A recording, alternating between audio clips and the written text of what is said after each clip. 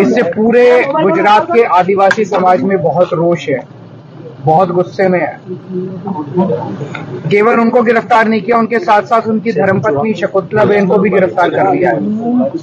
ये तो हद हो गई। ये तो एक तरह से शकुंतला बेन तो आदिवासी समाज की बहू है, उनके घर की बहू है। उनके घर के बहू को भी बीजेपी ने नहीं छोड़ा। तो पूरा आदिवासी समाज रोष में है। कल हम लोगों ने रैली भी की थी, जिसमें हजारों लाखों की संख्या में लोग आए थे। उन्होंने अपना गुस्सा जाहिर किया। अभी हम उनसे मिलके आ रहे हैं, चैतर वसावा जी से जेल के अंदर। शकुंतला बेन से भी मिले हम लोग।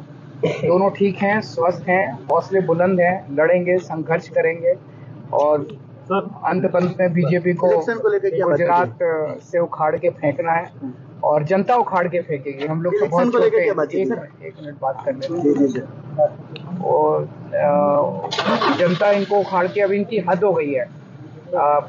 सर से पानी उतर गया है इनके अत्याचार का, इनकी तानाशाही का। जिसको मर्जी पकड़ के जेल में डाल देते हैं। चैतर वसावा का कसूर क्या था? चैतर वसावा जनता के लिए लड़ते हैं। जब फॉरेस्ट डिपार्टमेंट वाले जनता पे झूठी एफआईआर करते हैं तो चैतर वसावा उनके लिए लड़ते हैं। जब उनकी किसानों की जमीनें छीन ली जाती है तो चैतर वसावा उनके लिए लड़ते हैं। चैतर वसावा उनके स्कूल और अस्पताल के लिए लड़ते हैं। तो जनता के मुद्दे उठा रहे थे, जिसकी वजह से उनको जेल में डाला गया। कल हमने ऐलान किया है कि चैतर वसावा भरूच सीट से लोकसभा के लिए लड़ेंगे और अगर वो बाहर आते हैं, हम पूरी कोशिश कर रहे हैं कि सुप्रीम कोर्ट से उनको बेल मिले। उनकी वाइफ की बेल 20 जनवरी को लगी है और उनको भी जल्दी बेल मिले।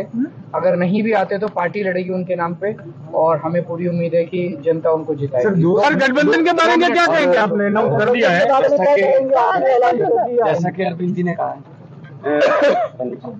पूरे देश में ये चलन बन गया है। जो भी कोई जनता के लिए काम करता है, कोई लोकप्रिय होता है जनता में, उसको उठा के जेल में फेंक देते हैं। किसी के घर ईडी आती है, किसी की सीबीआई की जांच आती है, फर्जी केस बना के ये जेल में फेंक रहे हैं। तो ये डिक्टेटरशिप है, ये ज्यादा देर नहीं चलेगी तानाशाही।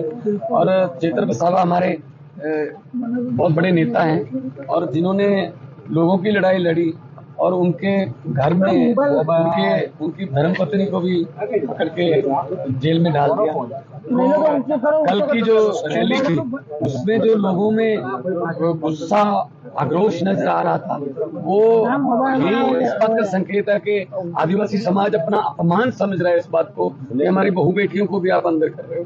तो जरूर जो आदिवासी समाज है वो चैतर वसावा के लिए खड़ेगा, चैतर वसावा के लिए लड़ेगा और जिसके लिए लोग लड़ने लगे उसको कोई नहीं हरा सकता।